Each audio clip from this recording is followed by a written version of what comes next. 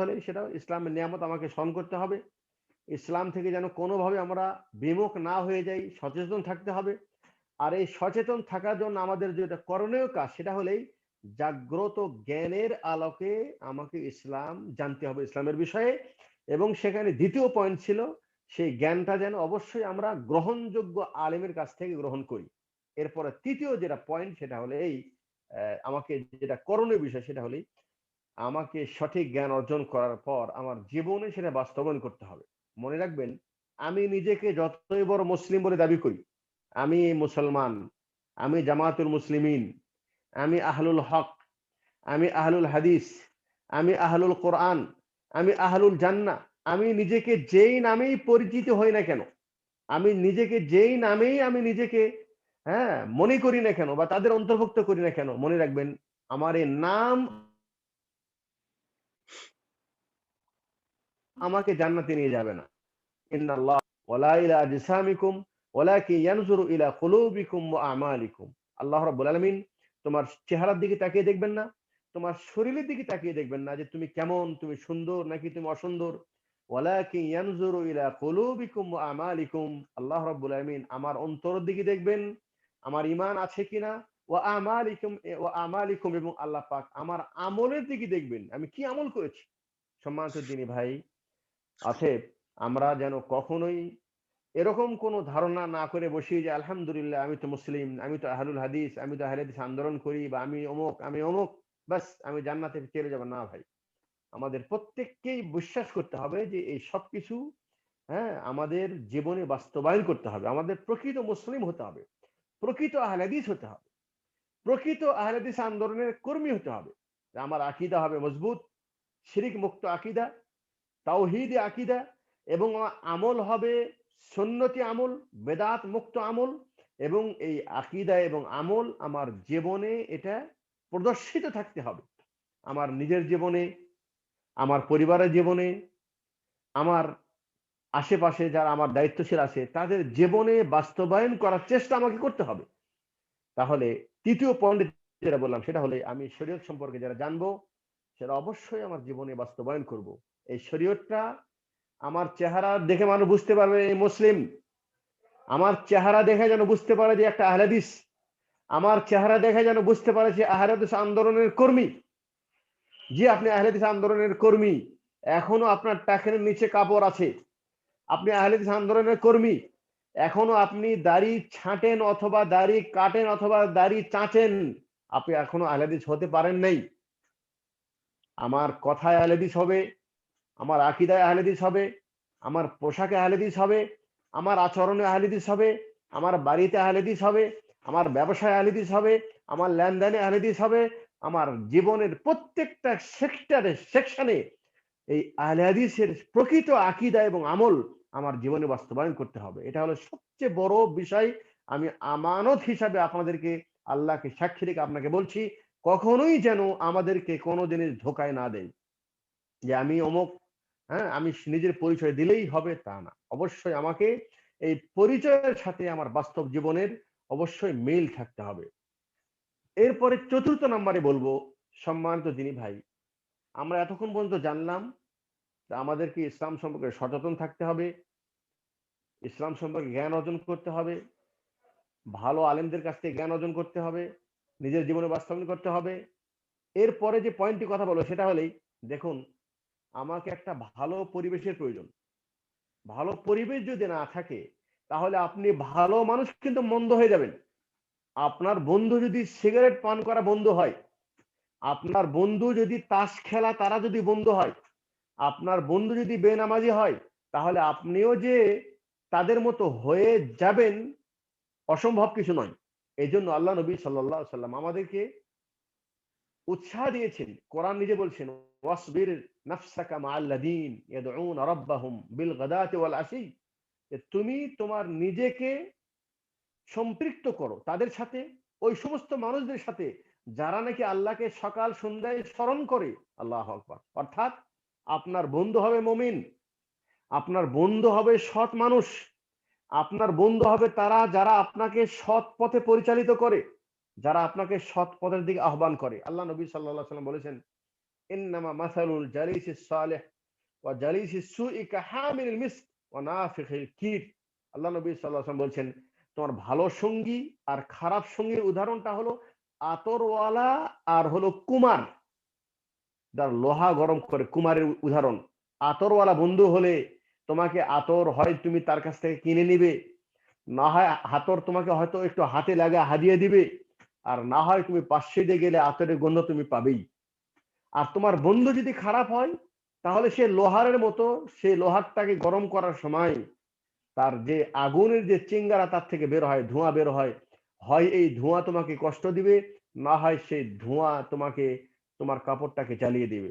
এই জন্য আমরা চতুর্থ পয়েন্টে যারা বললাম সেটা হলেই আপনার প্রকৃত বন্ধুকে বোঝার চেষ্টা করবেন। আল্লাহ নবী সাল্লাল্লাহু আলাইহি সাল্লাম বলেছেন, আল মারউ মাআ মান আহাব্বা ইয়াউমাল কিয়ামা। কিয়ামতের দিন যে যার সঙ্গে চলাফেরা করে, যে যাকে ভালোবাসে, তার হাসন নাসর তার সাথে হবে। সুবহানাল্লাহ। একজন সাহাবী আল্লাহ নবী সাল্লাল্লাহু আলাইহি ওয়াসাল্লামকে জিজ্ঞেস করলেন, ইয়া রাসূলুল্লাহ মাতা সা, কিয়ামত কবে আসবে? তো আল্লাহ নবী সাল্লাল্লাহু আলাইহি ওয়াসাল্লাম বলছেন যে, তুমি কিয়ামত জিজ্ঞেস করছো, তুমি কি কিয়ামতের প্রস্তুতি গ্রহণ করেছো? উনি বলছেন, ইয়া রাসূলুল্লাহ, না আমি তো তেমন কিছু গ্রহণ করি নাই, তবে আমি, আমার কাছে আল্লাহ এবং তার রসুলের মহব্বত আছে। আল্লাহু আকবার। আল্লাহ নবী সাল্লাল্লাহু আলাইহি ওয়াসাল্লাম বলছেন, আনতা মা মান আহবাব, বলছে তুমি যাকে ভালোবাসো কিয়ামতের দিন তার সাথে থাকবে। সুবহানাল্লাহ। তাহলে আমরা কাকে ভালোবাসবো? যে আমার দিনের সঠিক দিন চিনাবে, যে আমাকে সঠিক দিনের প্রতি পরিচালিত করবে, যে আমাকে দিনের দিকে আহ্বান করবে। আমি এখানে খুব সুন্দরভাবে আপনাদেরকে একটি কথা স্মরণ করে দিই, বিশেষ করে আপনাদের কাতারে আমাদের আব্দুল হক ভাই আছেন। আমি এই কথা বলার সময় তার কথা স্মরণ করছি। আমি দেখি উনি আপনাদের প্রতি অনেক শুভাকাঙ্ক্ষী, হিতাকাঙ্ক্ষী। তারা আপনাদেরকে সুসংগঠিত করার জন্য, আন্দোলনের পতাকা নিয়ে আসার জন্য, আপনাদেরকে একটু দিনের কথা শোনানোর জন্য, কাতারে একটা সংস্থা করার জন্য বা একটা শাখা খোলার জন্য সে কিন্তু খুব চেষ্টা করে, এবং আজকের এই আলোচনাটার ব্যবস্থাও সে আন্তরিকভাবে চেষ্টা করেছে। আপনারাও মাশাআল্লাহ, আপনাদেরও এখানে চেষ্টা সামিল আছে। আলহামদুলিল্লাহ, এই যে পরস্পর যে আপনারা একটা সঙ্গ পেয়েছেন, আপনারা যে পরস্পর একটা ভ্রাতৃত্ব পেয়েছেন, একটা পরস্পর নিজেকে একটার সাথে আরেকটার সাথে সম্পর্ক হওয়ার যে একটা মাধ্যম পেয়েছেন, এটার নামই সংগঠন, এটার নামই হলো সৎ কাজে সহযোগিতা করো। আর এটাই হলো সৎসঙ্গের সর্ববাস, অসৎ সঙ্গের সর্বনাশ। এটাই যে সৎসঙ্গী। আপনি এটাকে অত গভীরে যাচ্ছেন কেন? অতএব আমি বলবো, আপনি অবশ্যই মুমিনদের সাথে চলাফেরা করবেন। আল্লাহ নবী সাল্লাল্লাহু আলাইহি ওয়াসাল্লাম বলছেন, লা তুসাহিব ইল্লা মুমিনান ওয়া লা ইয়াকুলু তুআমাকা ইল্লা তাকি। তোমার বন্ধু যেন মুমিন হয়, আর তোমার খানা যেন মুত্তাকি ব্যক্তিকে তুমি খাওয়াতে পারো, সেই চেষ্টা করবে। অতএব আমরা এই জিনিসটাও লক্ষ্য রাখবো, আমরা সবসময় ভালো বন্ধুদেরকে খুঁজে তাদের সাথে বন্ধুত্ব করার চেষ্টা করব, যেন তাদের সাথে কিয়ামতের দিন আমাদের হাসর নাসর হয়। এরপরে পরের পয়েন্ট সেটা হলো এই, আমি নিজে দিন সম্পর্কে জানলাম আর নিজে হেদায়েত পেলাম, আমার স্ত্রীর কাছেও দিন পৌঁছালাম না, সন্তানের কাছে পৌঁছালাম না, মা বাবার কাছে পৌঁছালাম না, আত্মীয় স্বজনের কাছে পৌঁছালাম না, প্রতিবেশীর কাছে পৌঁছালাম না, আমি কি নাজাত পাবো? জি, নাজাত পাবেন না। আল্লাহ পাক বলছেন, কানু লা ইয়াতানাহাউনা আম মুনকারিন ফালু। আল্লাহ পাক বলছেন, লুইনাল্লাযীনা কাফারু মিন বানি ইসরাঈল আলা লিসানি দাউদ ওয়া ঈসা ইবনে মারইয়াম। আল্লাহ পাক অভিশাপ করেছেন ঈসা আলাইহিস সালামের জবানে, মারিয়াম আলাইহিস সালামের জবানে, যে ওই সমস্ত মানুষদের উপর যারা নাকি মানুষদেরকে হকের প্রতি আহ্বান করে না। কানু লা ইয়াতানাহাউনা আম মুনকারিন ফালু, তার সামনে কেউ খারাপ কাজ করছে, সে সেটাকে নিষেধ করে না। আল্লাহ নবী সাল্লাল্লাহু আলাইহি ওয়াসাল্লাম উদাহরণ দিয়ে বলেছেন যে, মাসালুল কাইমু ফি হুদুদিল্লাহ ওয়াল ওয়াকিউ ফিহা, যে যারা দিনের উপর থাকে আর যারা দিনের বিমুখ, যারা দিনের উপর নাই, এদের উদাহরণটা হলো নৌকাওয়ালার মতো। নৌকায় কিছু নিচতলায় কিছু মানুষ আছে, উপর তলায় কিছু মানুষ আছে। আর উপর তলার মানুষেরা, নিচতলার মানুষেরা উপর তলায় পানি নিতে যায়। তো উপর তলার মানুষেরা ডিস্টার্ব মনে করে যে তোমরা উপরে কেন আসো পানি নেওয়ার জন্য। তো নিচতলার মানুষ মনে করছে যে পানি তো আমাদের খুব কাছে, আমরা উপরে যাব না, আমরা নিচতলার এই নৌকাটাকে ছিদ্র করে আমরা এখান থেকে পানি বের করব। আল্লাহ নবী সাল্লাল্লাহু আলাইহি সাল্লাম বলেছেন, উপর তলার মানুষ যদি নিচতলার এই কর্মকাণ্ড দেখার পর তাদেরকে যদি নৌকা ছিদ্র করতে যদি বিরত না রাখে, তাহলে নৌকা যখন ডুববে তখন নৌকার নিচতলাও ডুববে, উপরতলাও ডুববে। সম্মানিত দিনী ভাই, আমি ভালো হলে আর আমার ভালো হওয়ার পর আমাকে কি করতে হবে? আমার যারা প্রতিবেশী আছেন, আমার যারা আপনজন আছেন তাদেরকে হকের প্রতি আহ্বান করতে হবে, ডাকতে হবে। তাহলে এটাও একটা আমাদের গুরুত্বপূর্ণ কাজ, যে কাজের কথা আমাদের পূর্বের ভাই নূর আলম ভাই তিনিও বলেছেন, ওয়াতাওয়াসাউ বিল হাক্কি ওয়াতাওয়াসাউ বিস সাবর। আমাদেরকে নিজে শুধু সংশোধন হলে হবে না, মানুষদেরকেও ওই হকের দিকে আহ্বান করার চেষ্টা করতে হবে। এরপরে যে কথাটি বলবো সেটা হলেই, সম্মানিত দিনী ভাই, আল্লাহ পাক বলছেন যে দেখুন, বাতিলের সংখ্যা হবে 72 আর হকের সংখ্যা হবে কি? একজন। আরে 72 তো আছে, 72 ছাড়াও কুফুর শিরকের যত দল আছে, আল্লাহ পাক বলছেন ইউরিদুন আল ইউতফিউ নূরাল্লাহি বিআফওয়াহিম, তারা প্রত্যেকেই কিন্তু হক দ্বীনে হক এই দুনিয়া থেকে নিশ্চিহ্ন করার জন্য তারা সবাই ঐক্যবদ্ধ। আজকে বাতিলরা সবাই এক প্ল্যাটফর্মে এসে তারা এই হকটাকে দুনিয়া থেকে নিশ্চিহ্ন করার জন্য তারা সবাই ঐক্যবদ্ধ। এখানে হক বলতে আলহামদুলিল্লাহ, হক বলতে আহলে হাদিসের কাছে যে হক আছে সে হক। যার কারণে আহলে হাদিসের নেতা তাকে মিথ্যা জঙ্গি অপবাদ দিয়ে জেল খাটানো হচ্ছে। এটা কিসের পরিণতি? এটা হলো সেই বাতিলদের একটা সুদূর পরিকল্পিত তাদের একটা প্রচেষ্টা, যে প্রচেষ্টার মাধ্যমে তারা চাচ্ছিল যে আহলে হাদিসের আওয়াজটাকে তারা স্তব্ধ করে দিতে, বন্ধ করে দিতে। ঠিক তেমনি পিস টিভি বন্ধ করেছে, হ্যাঁ, এবং আজকে দেখা যাচ্ছে আহলে হাদিসদের বিভিন্ন আলেমদের উপর আক্রমণ করছে, এবং আমাদের দাওয়াতে কাজের প্রত্যেকটা ধাপে ধাপে আমাদের সামনে বাধা।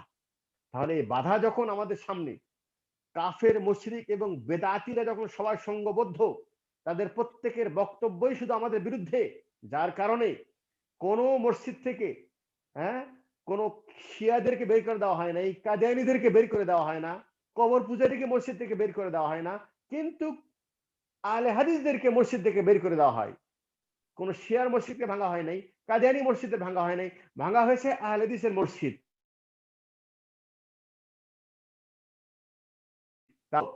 আর এই অবস্থায় আপনার জন্য করণীয় কি? আপনি ফরিদপুরে একাই দাওয়াতি কাজ করবেন? আপনি ভোলায় একাই দাওয়াতি কাজ করবেন? আপনি কুমিল্লায় একাই দাওয়াতি কাজ করবেন? এটা কি সম্ভব? জি না ভাই, এটা সম্ভব নয়। আল্লাহ নিজে আমাদেরকে ইয়াদউনা ইলাল খাইর, আল্লাহ পাক আমাদেরকে জামাতবদ্ধ হয়ে, দলবদ্ধ হয়ে ইয়াদউনা ইলাল খাইর, মানুষদেরকে কল্যাণের পথে আহ্বান করার জন্য আল্লাহ পাক নিজে নির্দেশ দিয়েছেন। অতএব সংগঠন বর্তমান প্রেক্ষাপটের আলোকে, যেহেতু বাতিলদের সংগঠন আছে, আর বাতিলরা তাদের শক্তি অনেক বড় শক্তি, সেখানে আমি একক ব্যক্তি তাদের বিরুদ্ধে হকের কথা বললে এটা যত কার্যকরী হবে, তার চাইতে বেশি যদি আমরা সংঘবদ্ধ হয়ে, সংগঠিত হয়ে, এবং একটা নেতৃত্বের মাধ্যমে যদি আমরা সুপরিকল্পিতভাবে দাওয়াতি মিশনটা যদি চালিয়ে যাই, তাহলে নিঃসন্দেহে এই দাওয়াতের প্ল্যাটফর্ম, এই দাওয়াতের কাজটা অবশ্যই অবশ্যই গ্রহণীয় হবে, এবং এটার ফলটা অত্যন্ত সুফল এটা পাওয়া যাবে, যার বাস্তব চিত্র নমুনা আমরা দেখতে পাচ্ছি আলহামদুলিল্লাহ। আহলে হাদিস আন্দোলন সেই সংঘবদ্ধ কাজের মাধ্যমে উনি এখন পর্যন্ত আমরা আলহামদুলিল্লাহ সবচেয়ে বড় ইজতেমা আহলে হাদিসদেরকে উপহার দিয়েছি, এবং আলহামদুলিল্লাহ বাতিলদের বিরুদ্ধে সংঘবদ্ধভাবে, সুপরিকল্পিতভাবে বহুমুখী প্রচেষ্টা, প্রতিষ্ঠান সৃষ্টি করার মাধ্যমে, প্রতিষ্ঠান কায়েম করার মাধ্যমে, আমাদের সিলেবাস সংশোধন করার মাধ্যমে, এবং বিভিন্ন স্তরে দাওয়াতের মাধ্যমে, পত্রিকার মাধ্যমে, লিখনের মাধ্যমে, বক্তৃতার মাধ্যমে সুপরিকল্পিতভাবে আমরা বাংলাদেশে যে সুন্দরভাবে দাওয়াতি কাজ আহলে হাদিস আন্দোলন করে যাচ্ছে, আর এই আহলে হাদিসের আন্দোলনের কাজ দেখে আজকে এক শ্রেণীর মানুষ, তারা আমার মনে হয় তারা হাসাদ এবং হিংসায় তারা নিমজ্জিত হয়েছে। একটু কিছুদিন আগে আপনারা একটা ফটো দেখেছিলেন, আমাদের ইজতেমার কয়েকদিন আগে এটা নেওয়া আসা হয়েছিল, সেটা হলেই যে 1991 সালের ইজতেমায় গুটি কয়েকজন মানুষ তারা লুঙ্গি পরে একটা মাঠে একত্রিত হয়েছিল, এবং তারা সাইকেল যোগে কিছু মানুষ একত্রিত হয়ে ইজতেমা করেছিল। তখন কিন্তু আমরা কেউ ফতোয়া দিই নাই সংগঠন করা হারাম নাজায়েজ। আর এখন যখন মানুষকে আমরা জায়গা দিতে পারছি না, সারা বাংলাদেশে সংগঠন মানুষ বুঝে ফেল দিয়েছে, মানুষের ভিতরে একটা নতুন সূচনা সৃষ্টি হয়েছে, তাদের মধ্যে নতুন ভাবে দাওয়াতি কাজ করার একটা প্রতিভা সৃষ্টি হয়েছে, এবং আলহামদুলিল্লাহ জেলায় জেলায়, থানায় থানায়, গ্রামে গ্রামে দাওয়াত পৌঁছে গেছে, মানুষ গ্রহণ করছে, মানুষের আকীদা সংশোধন হচ্ছে, মানুষের আমলের মধ্যে পরিবর্তন আসছে। মসজিদের আমল পরিবর্তন হচ্ছে, বাড়ির আমল পরিবর্তন হচ্ছে, আর তখন আমরা একেবারে জোর গলায় ফতুয়া দেওয়া শুরু করে দিয়েছি সংগঠন করা হারাম, খনন করা নাজায়েজ। তো আমি আমার দিনী ভাইদেরকে পরিশেষে আমি আপনাদেরকে শেষ নসিহত যেটা করব সেটা হলো এই, যে আপনাদেরকে জাগ্রত জ্ঞানের আলোকে সবকিছু জানার চেষ্টা করবেন। আর আমরা যারা নতুন আহলে হাদিস হচ্ছি, আমাদের জন্য একটু সতর্কতা, সেটা হলে আমরা বেশি বোঝার জন্য চেষ্টা না করি, শরীয়তের ক্ষেত্রে বেশি গভীরে না যেয়ে আমরা স্বাভাবিক ফাসআলু আহলা যিকরি ইন কুনতুম লা তা'লামুন, না জানলে যারা জানে তাদেরকে জিজ্ঞাসা করুন। এবং আপনি যেহেতু গভীর জ্ঞানের অধিকার নাই, অথবা আপনি ছোট মুখে বড় কথা বলার চেষ্টা করবেন না। আমাদের নতুন কিছু ভাই তারা মানে বেশি বুঝতে যে অনেকে কিন্তু অনেক অমার্জিত কথা এবং অত্যন্ত বেয়াদবি কথাও তারা বলে থাকেন। আহলে হাদিস আন্দোলনকে তারা অনেক সময় মাযহাবের সাথে তুলনা দেয়, পীর মুরিদির কথা বলেন, হ্যাঁ, এবং তারা বলেন যে এটা একটা হিজব, এটা একটা গ্রুপ। অনেক সময় এই নেককারজনক ভাবে তারা যে মানে কথাটি বলে, এটা অত্যন্ত দুঃখজনক কথা। আমি তাদের উদ্দেশ্যে নসিহতমূলক কথা বলবো যে জি নি, আপনি এত বড় এলেমের অধিকার হন নাই। হ্যাঁ, কোনো মাসাইলের ক্ষেত্রে ইখতিলাফ হতে পারে, ইজতিহাদের বোঝার ক্ষেত্রে ভিন্নতা আসতে পারে, কিন্তু সেটা আপনাকে সুন্দরভাবে বুঝে আপনার বুঝে আপনি আমল করেন। কিন্তু অন্যকে আপনি যদি এলমি মাধ্যমে তাকে প্রতিহত করতে চান, তাহলে সুন্দর ভাষায় সুন্দর নসিহতের মাধ্যমে আপনি প্রতিবাদ করতে পারেন। কিন্তু হ্যাঁ, আপনি সেটাকে তিরস্কার করে, হ্যাঁ, আপনি সেটাকে তাচ্ছিল্য করে এবং সমালোচনা করে কারো যদি আপনি প্রতিবাদ করতে চান, তাহলে এটা আপনার কথা কিন্তু সমাজ গ্রহণ করবে না, এবং আপনি ক্ষতিগ্রস্ত হয়ে যাবেন যদি আপনার নিয়ত ভালো না থাকে, এখলাস যদি আপনার ভিতর না থাকে। আমি কথা বলেই আমি আমার আলোচনা আজকে এখানে শেষ করছি। আমার এই আলোচনার ভিতরে আশা করি আমাদের নতুন যারা ভাই আছেন তাদেরকে আমি কিছু কথা বোঝানোর চেষ্টা করেছিলাম নসিহতমূলক, যেটা আপনারা নতুন আসছেন। আল্লাহ পাক যেন আমাদেরকে সঠিক কথা বোঝা এবং সেটা তার আমাদের জীবনে বাস্তবায়ন করার তৌফিক দান করে। পরিশেষে আমি আমাদের কাতারের ভাইদেরকে শুকরিয়া জানাচ্ছি যে আপনারা মাশাআল্লাহ এই সুন্দর উদ্যোগ নিয়েছেন, আমাদেরকে ডেকেছেন, আমরা ডাকে সাড়া দিয়েছি। এটাই হলো সংগঠনের বরকত। আপনাকে কাতারে বসে আপনি আমাদেরকে চিনছেন, আমাদের সাথে যোগাযোগ করছেন, এটাই তো সংগঠন। আর এটাকে নিয়ে আবার এত ফতুয়াবাজি কেন? আলহামদুলিল্লাহ, আজকে সংগঠন কাতারে হচ্ছে, সংগঠন সিঙ্গাপুরে হচ্ছে, সংগঠন মালয়েশিয়া হচ্ছে, বিশ্বের বহু জায়গায় আলহামদুলিল্লাহ সংগঠনের কাজ শুরু হয়েছে, এবং আমরা পরস্পর একে অপরের সাথে আমরা যোগাযোগ করতে পারছি, একে অপরের সহযোগিতা নিতে পারছি। এটাই হলো ওয়া তাআওয়ানু আলাল বিররি ওয়াত তাকওয়া, তোমরা একে অপরের ভালো কাজে সহযোগিতা করো। আলহামদুলিল্লাহ, আল্লাহর কাছে দোয়া করি আল্লাহ পাক যেন আপনাদের আমাদের এই প্রচেষ্টা যেন কবুল করে। তার সাথে সাথে আমাদের অনেক ভাই মাশাআল্লাহ রিয়াদ থেকে, কাসিম থেকে এবং বিভিন্ন জায়গার দেশের অন্যান্য প্রান্ত থেকে যারা শরীক হয়েছেন, আল্লাহ আপনাদের সবাইকে উত্তম বদা দান করুক, এই দোয়া চেয়ে এই আলোচনা এখানে শেষ করছি। ওয়া আখিরু দাওয়ানা আলহামদুলিল্লাহি রাব্বিল আলামিন। আসসালামু আলাইকুম ওয়া রাহমাতুল্লাহি ওয়া বারাকাতুহু। ওয়ালাইকুম আসসালাম ওয়া রাহমাতুল্লাহি ওয়া বারাকাতুহু। জাযাকুমুল্লাহু খাইরান। সম্মানিত সভাপতি বাংলাদেশের সম্মানিত সাহেব, সর্বদাই অত্যন্ত চমৎকার এবং ভালো আলোচনা করে থাকেন। আলহামদুলিল্লাহ সুন্দর আলোচনা করেছেন, যা আর